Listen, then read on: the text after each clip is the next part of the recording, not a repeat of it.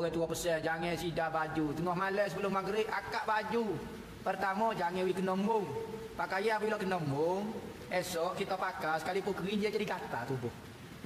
Ya kena akak sebelum kenombong. Kedua, kalau kita sidar baju tengah malam, cepat kena tuju kat orang. Orang nak curi baju kita ke, mau kapan bailai baju kita selah. Sudah. Ataupun orang nak tuju di pakaian. Ingat, setiap benda yang dinisbah kepada kita mesti kena kita.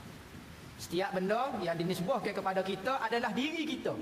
Sebab tu orang ambil gambar, ambil baju. Dia tak tuju di tu, dia tuju di baju. Apa kita sakit? Hak tu setiap benda yang milik kita adalah diri kita. Lah ni bukan kata baju. Kereta pun ada juga orang tuju. Apa berat lagu ni? Cakap kita nak punggung maybe kita masuk dalam rumah. Mesti parking luar. Lah ni tu kereta dia boleh tuju. Tu masalah kita. Lebih-lebih lagi orang perempuan.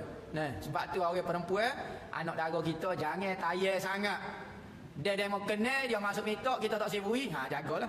Ni mudah nak tayar anak dara kita. Biar kalau boleh duduk dalam rumah semacam. Lainlah kalau orang nak masuk mitok kena tayar lah. Ni kita dah sengih pula. Orang masuk mitok anak kita dah sengih. Apa kita dah sengih pula bukan nak masuk mitok.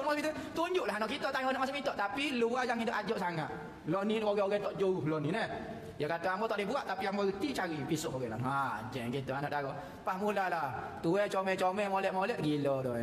Tuai comel-molek ngaji tengok duk molek, jadi tekan, jadi perangai berubah, jadi hatu, jadi gapo. Masalah. Kena jaga. Nabi kena lagi. Nabi kena lagi. Kita ni gak wirid pun tak baca, Fatihah pun tak baca. Kena tahu mai kota. Lagilah bahaya orang Tino. Dah orang kata Tino, dia tak apabila orang Tino kalau mai period dia tak baca Quran, tak baca apa dia wirid boleh malah baca. Wirid boleh baca sebenarnya, tapi dia tak si baca dah. Ada satu cerita. Ni ceritalah. Saya ayat cerita. Dia tengok di supermarket lah, mall macam ia mall gitu. Sebelah luar bukan pak kita, di sebelah Kuala Lumpur. Dia tengok ada seorang muslimah. Orang Tino, kita lah orang Islam Melayu, pakai telekong molek. Sebelah dia orang Hindu dah. Hindu. Pakai rata bengga, pegang orang Tino kita. Kita kata, siapa dia ni? Maknanya bergewe lah, kita kata bergewe lah. Orang Tino tu pakai telekong. Macam biasa lah, pakai biasa kita lah.